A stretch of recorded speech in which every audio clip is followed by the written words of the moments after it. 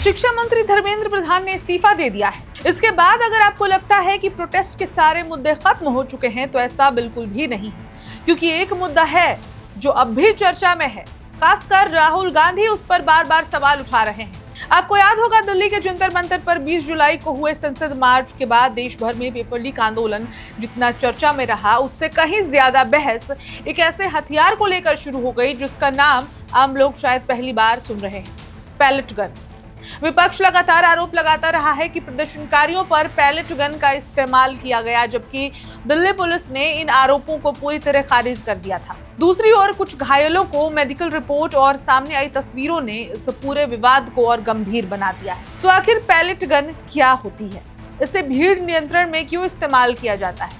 ये कितनी खतरनाक होती है और दिल्ली के जंतर मंतर विवाद में इसे लेकर इतना बड़ा राजनीतिक विवाद क्यों खड़ा हो गया है? आइए विस्तार से समझते हैं सब कुछ। नमस्कार, मेरा नाम है ऋचा पराशर और आप देख रहे हैं वन इंडिया हिंदी।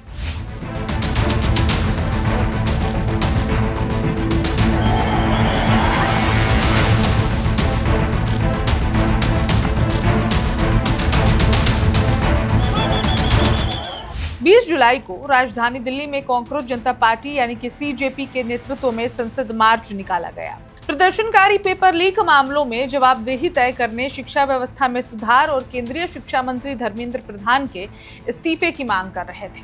प्रदर्शन के दौरान स्थिति अचानक बिगड़ गई। पुलिस का कहना है कि कुछ प्रदर्शनकारी बैरिकेड तोड़कर आगे बढ़ने लगे और सुरक्षा कर्मियों पर पथराव तथा हिंसा की गई। इसके बाद पुलिस ने भीड़ को रोकने के लिए बल प्रयोग किया। इस कार्रवाई में कई प्रदर्शनकारी और पुलिसकर्मी दोनों ही घायल हुए। इसी दौरान सोशल मीडिया पर कुछ तस्वीरें और वीडियो वायरल हुए, जिनमें कई लोगों के शरीरों और चेहरों पर छोटे छोटे गोल घाव दिखाई दे रहे थे। दावा किया गया कि ये पैलेट गन से लगी चोटें हैं। कांग्रेस जनता पार्टी के प्रवक्ता सौरभ दास ने सोशल मीडिया पर एक घायल का वीडियो साझा करते हुए आरोप लगाया कि शांतिपूर्ण प्रदर्शनकारियों पर पैलेट गन चलाई गई। हालांकि दिल्ली पुलिस ने तत्काल इन आरोपों को खारिज कर दिया। नई दिल्ली जिला पुलिस के डीसीपी ने आधिकारिक बयान जारी करके कहा कि प्रदर्शनकारियों के खिलाफ पैलेट गन इस्तेमाल किए जाने की खबरें पूरी तरह गलत और भ्रामक हैं। पुलिस ने लोगों से अपील की कि वे अपुष्ट जानकारियां साझा न करें और केवल आधिकारिक जानकारी पर भरोसा करें। लेकिन विवाद यहाँ खत्म नहीं हुआ। कुछ मीडिया रिपोर्ट्स में दावा किया गया कि कम से कम 3 ऐसे लोग अस्पताल में भर्ती हैं जिनकी चोटें पैलेट लगने जैसी हैं। इन्हीं रिपोर्ट्स के बाद ये मुद्दा संसद से लेकर सोशल मीडिया तक छा गया। लोकसभा में नेता प्रतिपक्ष राहुल गांधी ने भी इस मुद्दे को जोर शोर से उठाया। उन्होंने 19 वर्षीय छात्र साहिल को मीडिया के सामने लाते हुए आरोप लगाया कि दिल्ली पुलिस ने शांतिपूर्ण प्रदर्शन के दौरान उनके चेहरे पर पैलेट गन चलाई, उनके शरीर पर पैलेट गन चलाई। राहुल गांधी ने कहा कि साहिल पहले भी कथित पेपर लीक से प्रभावित छात्र रहे हैं और अब आंदोलन के दौरान गंभीर रूप से घायल हो गए हैं। उन्होंने सरकार से माफी मांगने, दोषियों के खिलाफ कार्रवाई करने और केंद्रीय शिक्षा मंत्री धर्मेंद्र प्रधान को बर्खास्त करने की मांग की। क्योंकि अभी बर्खास्त की मांग की खबर मैं इसलिए बता रही हूँ क्योंकि ये सब कुछ बीते दिन की घटना है, यानी कि प्रधान के इस्तीफे से पहले की। तो अब सवाल यह है कि आखिर पैलेट गन होती क्या है? आपको बता दें कि पैलेट गन मूल रूप से एक ऐसा हथियार है जो छोटे छोटे धातु, रबर या प्लास्टिक के छर्रे यानी कि पैलेट अत्यधिक गति से बाहर फेंकता है। कई देशों में इसे भीड़ नियंत्रण के लिए तथाकथित कम घातक हथियार माना जाता है। इसका उद्देश्य भीड़ को तितर बितर करना होता है, लेकिन अगर ये संवेदनशील अंगों पर लगे तो गंभीर चोट पहुंचा सकती है। सामान्य तौर पर पैलेट गन 3 प्रकार की मानी जाती है। पहली, एयर पिस्टल, जिसका उपयोग खेल, निशानेबाजी और प्रशिक्षण में किया जाता है। दूसरी, एयर राइफल, जिसका इस्तेमाल टारगेट शूटिंग या फिर कुछ जगहों पर छोटे जानवरों के शिकार के लिए भी किया जाता है। तीसरी और सबसे विवादित श्रेणी है क्राउड कंट्रोल शॉटगन। यही वो हथियार है जिसका इस्तेमाल कुछ सुरक्षा बल भीड़ नियंत्रण के दौरान कर सकते हैं। इसमें एक कारतूस के भीतर कई छोटे छोटे पैलेट्स होते हैं जो फायर होने के बाद फैल जाते हैं। हालांकि इसे सामान्य गोली की तुलना में बेहद कम घातक माना जाता है, लेकिन इसका मतलब ये बिल्कुल नहीं है कि ये सुरक्षित है। विशेषज्ञों के अनुसार यदि पैलेट आंख, गर्दन या चेहरे पर लग जाए तो व्यक्ति की आंखों की रोशनी जा सकती है, नसों को नुकसान पहुंच सकता है और कई मामलों में ऑपरेशन तक की जरूरत पड़ सकती है। बहुत कम दूरी से चलाने पर यह जानलेवा भी हो सकती है। इसी वजह से दुनिया भर में पैलेट गन के इस्तेमाल को लेकर लगातार बहस होती रही है।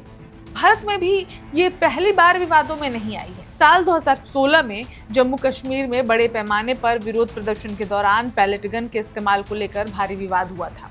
अनेक लोगों की आंखों में गंभीर चोटें आई थीं और कई मामलों में स्थायी दृष्टि हानि की खबरें भी सामने आई थी। इसके बाद 2023 में मणिपुर हिंसा के दौरान भी पैलेट गन के इस्तेमाल को लेकर सवाल उठे। वर्ष 2024 में पंजाब हरियाणा के शंभू और खनौरी बॉर्डर पर किसान आंदोलन के दौरान भी प्रदर्शनकारियों ने पैलेट गन के इस्तेमाल के आरोप लगाए थे। हालांकि संबंधित अधिकारियों ने उन आरोपों से इनकार किया था। अब एक बार फिर यही हथियार राष्ट्रीय बहस के केंद्र में है। दिल्ली के इस मामले में कुछ मीडिया रिपोर्ट्स के अनुसार एम्स ट्रॉमा सेंटर के भर्ती छात्र साहिल के शरीर के दाहिने हिस्से में पैलेट जैसी चोटें दर्ज की गई।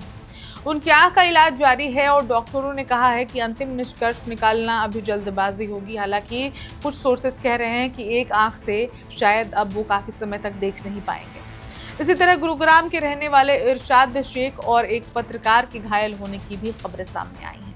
कुछ मेडिकल दस्तावेजों में चोटों का स्वरूप पैलेट से लगी चोटों जैसा बताया गया है। दूसरी ओर दिल्ली पुलिस अभी भी अपने रुख पर कायम है कि उसने प्रदर्शनकारियों पर पैलेट गन का इस्तेमाल नहीं किया है। इसी बीच मीडिया रिपोर्ट्स के अनुसार केंद्रीय रिजर्व पुलिस बल यानी कि सीआरपीएफ ने ये पता लगाने के लिए जांच शुरू की है कि 20 जुलाई की कार्रवाई के दौरान क्या हुआ था और क्या उसकी रैपिड एक्शन फोर्स यानी कि आरएएफ के किसी जवान ने पैलेट गन का इस्तेमाल किया था।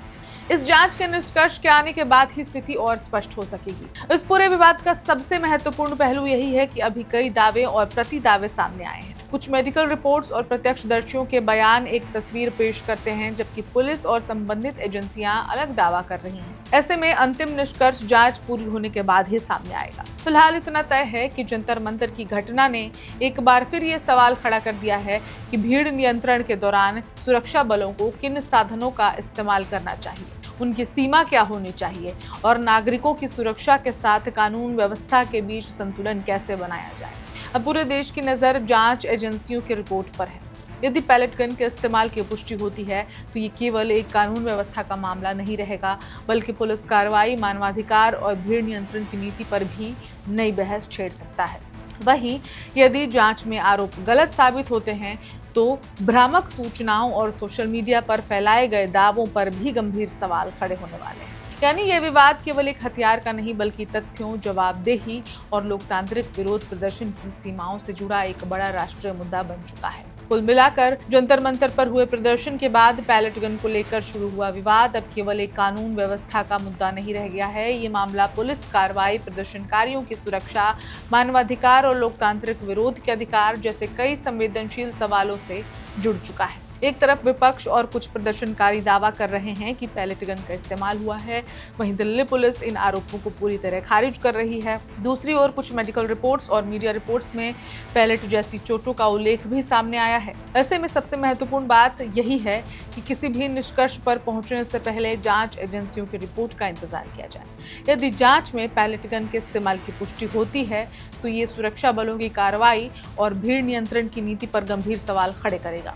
वहीं अगर आरोप गलत साबित होते हैं तो भ्रामक सूचनाओं और सोशल मीडिया पर फैलाए गए दावों की जवाबदेही भी तय करनी होगी। फिलहाल इतना साफ है कि इस पूरे घटनाक्रम ने पैलेट गन जैसे कम चर्चित हथियार को राष्ट्रीय बहस के केंद्र में ला दिया है।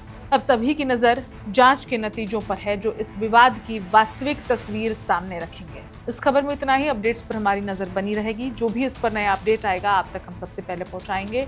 तब तक देखते रहिए one India Hindi. Subscribe to One India and never miss an update. Download the One India app now.